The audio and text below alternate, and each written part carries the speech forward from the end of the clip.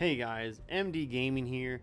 This game is going to come from when I was trying to record a good build for the Suzuya to kind of show you how the gameplay works out, but this was a pretty good game. I'm using the Yamamoto build for this one, and basically Norman Scott again for the shell grouping, and then Kuznetsov for the main battery range. Again, like the base trait of Yamamoto is really good with that AP shell penetration multiplier. And then moving over to his other traits is again beyond range, because I'm trying to go for the range shots. HE because I love fires, movement speed, and then again steering gear, and then again refill station for that quicker reload for more DPM. And then if I'm close to my teammates, I have a better range. So in this game we're playing Sea of Fortune. It's gonna be a fun one. I normally don't ever push with a Japanese cruiser, but I couldn't pass up the opportunity in this type of setup. So I just went all in, thinking that I was now a bow tanking Japanese cruiser. I had 3 destroyers, 4 cruisers, and 2 battleships that I was going against. On my side, it was just myself, a cruiser, and the destroyer. But I was like, hey, you know what? Let me just figure this out, and let's see how the gameplay is going to work if I just try to push the A cap and get you guys that good footage that I got you for the how to play a Yamato ship.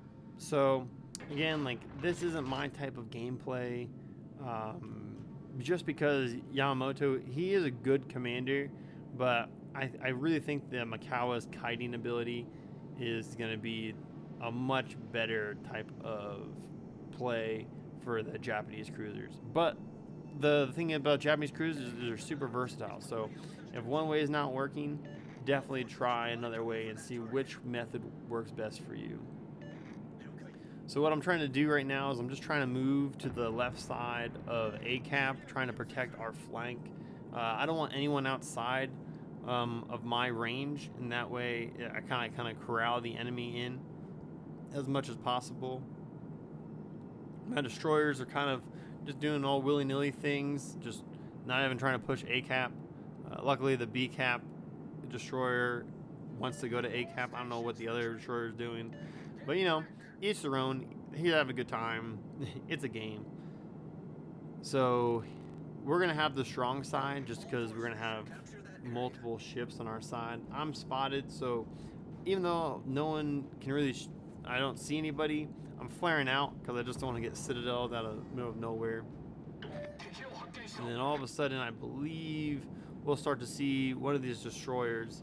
And once I see the destroyer, I'm like, hey, this is time for me to push into the guy. So going around the corner, I tell you, sometimes the start of the game is just not as sexy as like you realize it, but it's still a pretty good game.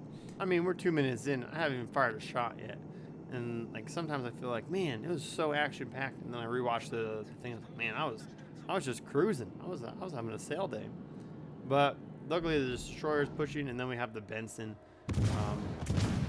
This Benson, I don't know what he's thinking. He just, like, I don't know. I didn't check which destroyer is on my side, but man, he helped me out because I'm getting tons of damage on this Benson. Just laying down tons of fire. He's now trying to just run away. And you know what? I'm going to try to push this area, try to get this Benson out. And this is one thing, if you're a destroyer player and you're new, if you have smoke, they're super dangerous. Because the destroyers are going to be firing into them with their torpedoes. But if you have an enemy who's good cruiser main, or say a BB main that has a radar system, they're going to be trying to push your smoke screen also and using their radar to get you spotted before you can escape that smoke. Luckily, the destroyer on the other team was a pretty smart destroyer. He ran away from his smoke, so I wasn't able to get him. I see the Wichita is now trying to come into A after capturing B, and I'm just going to try to turn away from this because I'm like, man, I don't want to get shot. And then lo and behold, the Benson shows up again, and this is going to be a good, strong ability for me just to destroy him. So, bam. One salvo, he's out. Now we're going to focus on the Wichita, who's over here. And lo and behold, I have a Riga. Now, if anyone knows how the Riga plays, it's basically an AP killer. He will destroy me if I give him the opportunity to hit my broadside. So he's the dude I'm going to focus on not trying to get shot by, because otherwise I'm going to be dead super quick. But I'm going to transition over from firing at the Riga because he's gone to laying down torpedoes for the Wichita. And what I'm going to be trying to do is, again, like, I'm going to try to put torpedoes where I think he's going to go, not to where like he is going to go initially, because I'm like, all right, if he turns away because he's going to be met by a bunch of enemies, he might be going there. But, you know, islands will always get you, so now I'm held up and I'm being shot by them. Luckily, the Wichita kind of gave up trying to shoot me, so now I'm going to have the ability to just hit some fire behind the smoke and do some damage to him.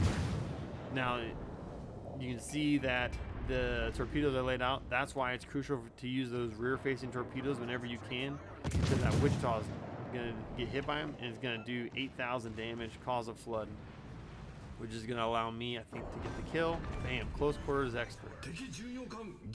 Very action-packed game once it starts, but again, in the start, you're just like, man, what is going on? Why is it taking forever? If I can hit an island at least 7 or 10 times per game, I think I'm in a good spot. So appreciate you guys watching me just, you know, noob it up. And love islands. They always pop up when I don't need them to. But, so we pretty much cleared this side because now the Benson's gone and the Wichita's gone. So now they're capping A. I'm going to miss the ability to cap that A because this turning radius is a lot slower than the Makawas because with the Yamato. But, you know, I got that range. So where the Macau wouldn't be able to shoot the Gneisenau now, I now have the ability to shoot the Gneisenau now. And you're going to see, like, that's a strong thing. Again, like Yamato, it just depends on how you want to play. Because, I mean, this would not be possible with the Macau build. But this one is letting me get some shots off in distance. It is a real trade-off of which how you want to play, but that's why I like Japanese cruisers. You know, there's two really strong ways to play them, and it's all about your preference. But figured, hey, I'm gonna start shooting this Gneisenau, setting fires off on him, trying to get as much damage as I can on this dude before he gets out of the sight. Again, Japanese arcs are amazing at distance. He's behind that island, and I'm just doing a really good job of lobbing those shots over. But now I know I can't get him at all, so I'm going to try to transition over and start trying to focus on that Riga. But I know if I show him any type of broadside, he is just going to destroy me. So going to HE, set some fires on this dude, because if I have a weak broadside, the Russian cruisers have the weakest broadside possible. So whenever possible, try to keep him going broadside, because otherwise he'll be doing a lot of damage. Focus on me, kind of try to angle towards him, making myself a hard target again. And basically what you're watching right here is a good example of how to play the Japanese cruiser. You're going to open yourself up, fire your shots, close yourself, make yourself a hard target. Open yourself up, get some shots off, close yourself, and that way you're not getting shot. And I love that about Japanese cruisers. You know, like I love the Cleveland too, just because, like, if you want to troll somebody, the Cleveland is a great ship to troll people in. But there's not as much maneuverability and angling as you need with the IGN cruisers. Now I'm into the 8 kilometers. I know my AP shells can do some real damage to the Riga, so I just start trying to shoot him with AP. Every time he keeps trying to shoot me with his, I just angle back into him, and they all just ricochet off. Look at that, 1 Citadel on a Riga. Now I had the option of either trying to chase him down and get the kill, or basically hide myself behind an island and wait 2 hours of life to start fighting again. And guess what I chose? I chose option 2, because you know what? Sometimes when you're playing the game, even if you know what the right answer is, choose the wrong thing. And now you're just sitting there thinking, well, I guess life is just a sailboat, and I will be going on this trip. So now I'm just unable to fire at the Riga, unable to fire at anybody else. But at least, you know, I got a nice scenic view of the island. this game was really fun in the Suzuya, just because I hardly ever get to push any enemies in the Suzuya or any type of like really like high tier Japanese cruiser. Normally I'm trying to fire at distance, but now like, just because we were able to destroy our side and everyone was kind of like discombobulated, definitely opened up avenues to where I could fire. Again, love those arches on the Japanese cruiser, able to fire over the wall. Misjudged the Massachusetts, thought that he was gonna turn in, but instead he turned out, and now trying to get one more shot off before I have to turn in. 4 of them go over, but I got that fire in the Massachusetts, which is beautiful, and then Nagato finishes them off. Again, if I probably didn't choose the path I would have went on, I definitely would have been able to try to help capture B. So those are 2 caps now that, because of me hitting islands or choosing specific paths, I was not able to capitalize on trying to get as much as I can. So just shooting at this Baltimore, he's happy to give me as much damage as he can because I'm behind the smoke. He's going to keep pushing because his team's in dire need of aid, so he's just like, end me now. Man, 2 fires. I tell you, Japanese cruisers doing heavy damage and starting fires is a great thing. The trade-off between the Suzuya and the Megami is Megami has stronger guns, so when you're shooting, you're going to be doing more damage but less fires because the reload's a little bit quicker. But if you have the Suzuya, you're going to be doing a lot more fires. And if you have that Al Atago commander, I'm super jealous of you, really jealous of you. One day I hope they bring her back. But she's gonna make it your fire starting unbelievable. But here we go. We got the Baltimore trying to destroy me. He's pushing himself. I would assume that he would have tried to hit that island to cause himself to stop and goes to 0 speed to go in reverse. But instead, he just kind of slowed him down just naturally, or just going forward, which is not the smartest idea against everybody. But again, to each their own. Wish I could finish him off, and I do. So right now I'm at 3 destroyed, and I wish I could fast forward this for you because now it's just the super boring part of trying to capture or fight destroyers. Again, I don't know what it is with me this game, but whenever an opportunity to capitalize on scoring or capping a base or killing somebody, I always decide, you know what, that's not for me. I'm just here to go the different path.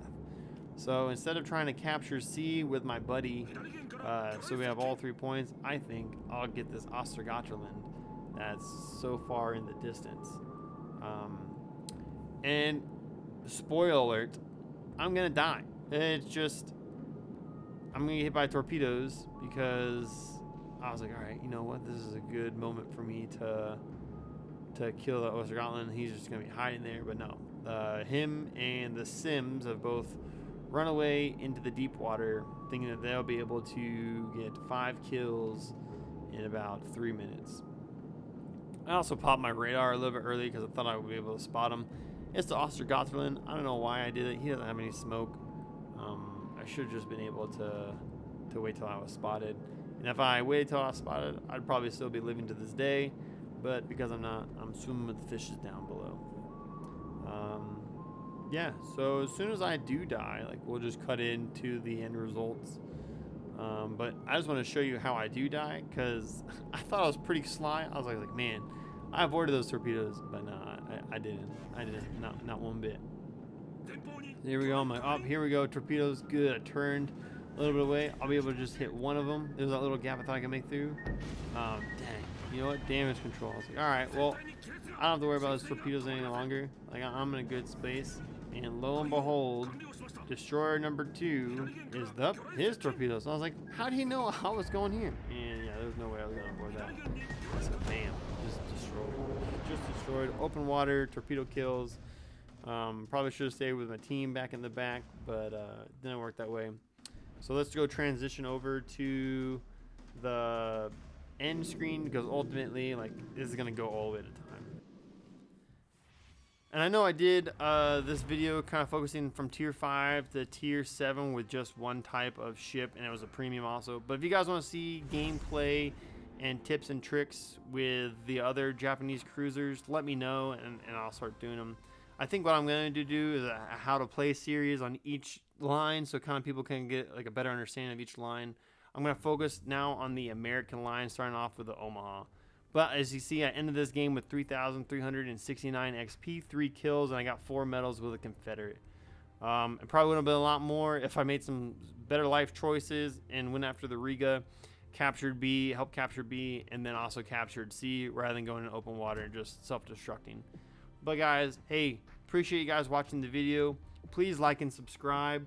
In the comments below, tell me what you liked, tell me what you don't like. I just want to be able to improve and give you guys better content so you guys can enjoy my videos, and I can help teach people to play, try to build up the player base.